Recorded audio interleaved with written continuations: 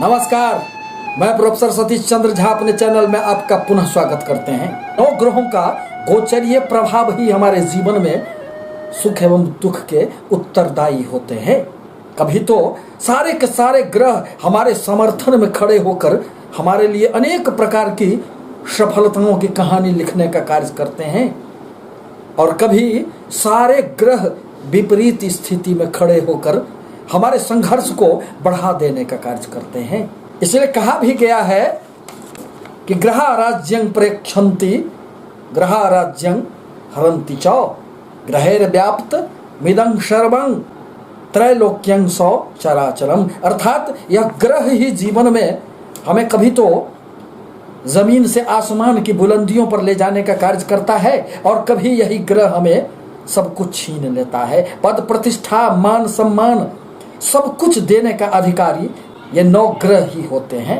9 ग्रहों में सबसे शुभ ग्रह देवगुरु बृहस्पति को माना गया है, और कुंडली में 12 भावों में अधिकांश शुभ स्थानों के कारक देवगुरु बृहस्पति को ही माना गया है। यही तो भाग्य के कारक हैं, धन के कारक हैं, संतान, विद्या, बुद्धि, दाम्पत्य जीवन, लाभ आदि के कारक देवगुरु बृहस्पति को ही माना गया है। अतः जब भी देवगुरु बृहस्पति का राशि परिवर्तन होता है तो हमारे जीवन पर इसका निश्चित रूप से कुछ न कुछ प्रभाव पड़ता ही है। परंतु यह भी आवश्यक है कि आपके कुंडली में देवगुरु बृहस्पति की क्या स्थिति है। क्या वह स्वगृही हैं, उच्च के हैं, उनमें बल प्राप्त है, क्या वह केंद्र त्रिकोण से उनका संबंध बना हुआ है, यह भी देखना आवश्यक होता है। देवगुरु बृहस्पति का राशि परिवर्तन कई मायनों में अत्यंत महत्वपूर्ण घटना मानी जाती है, क्योंकि जीवन में अनेक प्रकार के कार्यों के लिए देवगुरु बृहस्पति ही उत्तरदायी होते हैं। यदि आपके जीवन में किसी भी प्रकार के वैवाहिक समस्याएं चल रही है, पति पत्नी के मध्य दाम्पत्य सुख का अभाव है, छात्रों को शिक्षा प्राप्त करने में कठिनाई उत्पन्न होती है, आपको जीवन में शिक्षा के अनुरूप सफलताएं नहीं प्राप्त हो रही है, नौकरी नहीं प्राप्त हो रहे हैं, भाग्य का साथ नहीं मिल पा रहा है, संतानों की समस्याएं हैं, तो इन सभी कारणों का एकमात्र उत्तर होता है कि देवगुरु बृहस्पति आपके कुंडली में बहुत अच्छे फल नहीं दे पा रहे हैं।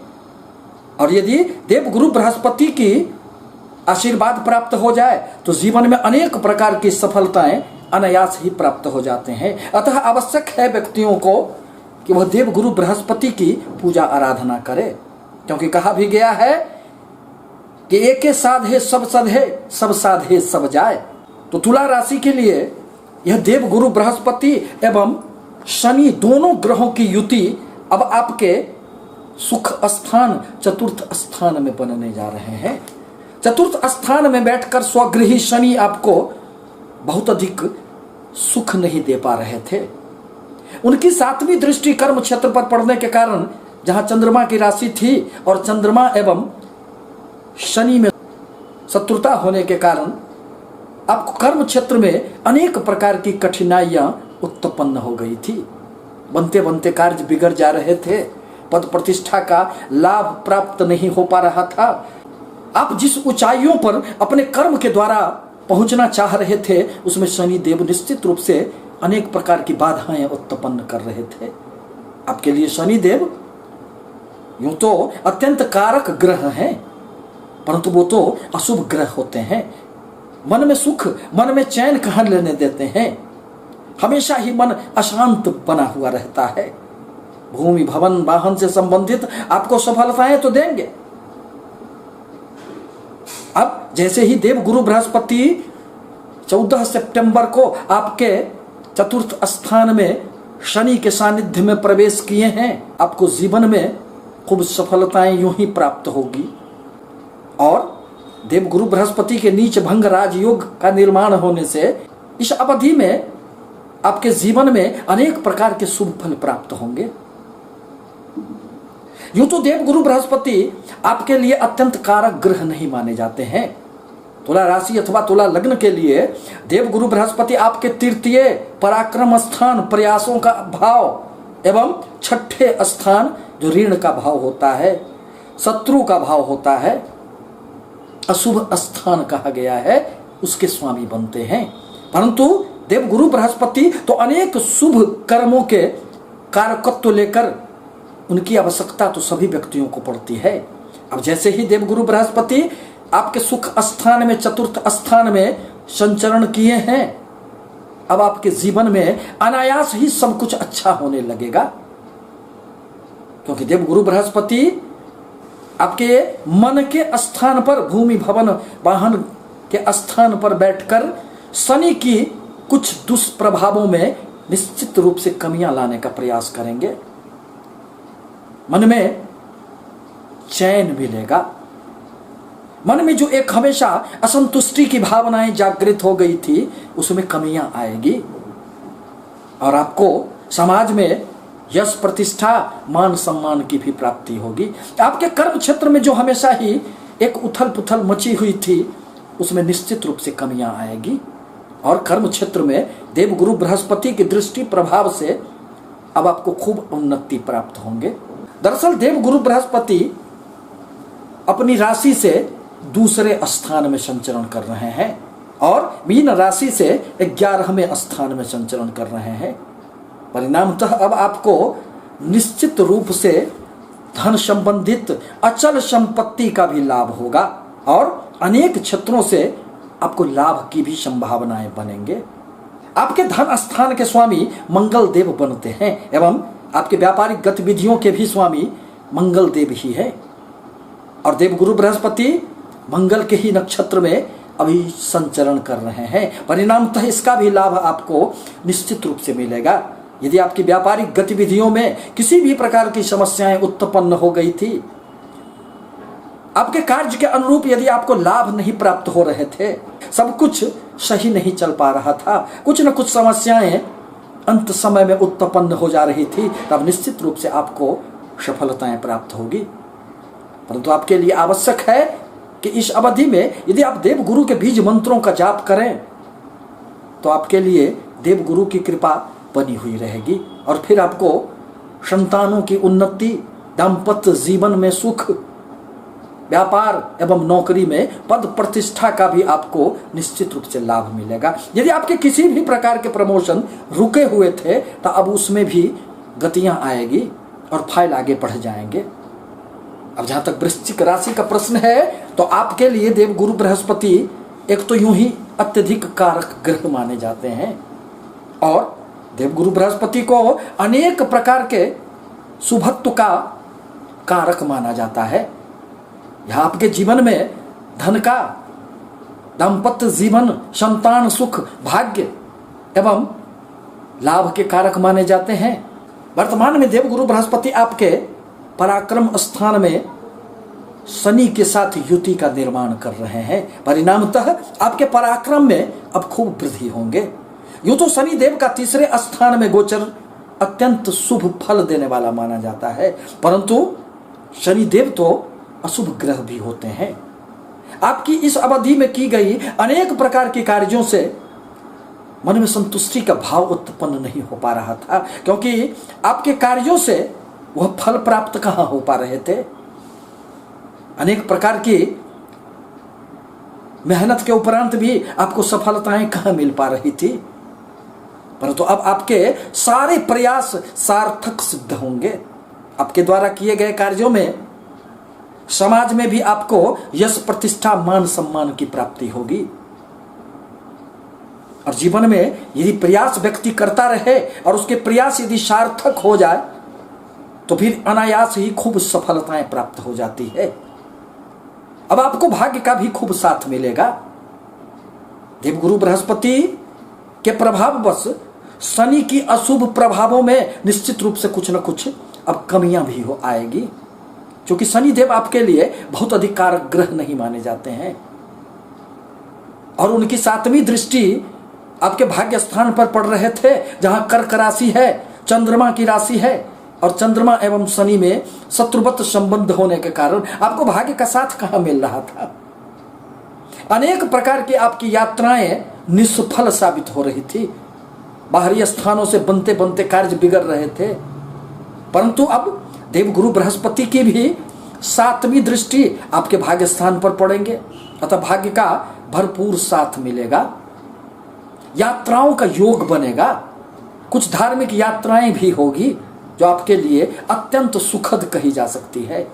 देवगुरु बृहस्पति अपने तृतीय स्थान में बैठकर उनकी पांचवी दृष्टि आपके सप्तम स्थान पर पड़ेंगे, जो व्यापार का भाव होता है, जो पति पत्नी के दाम्पत्य जीवन का भाव होता है।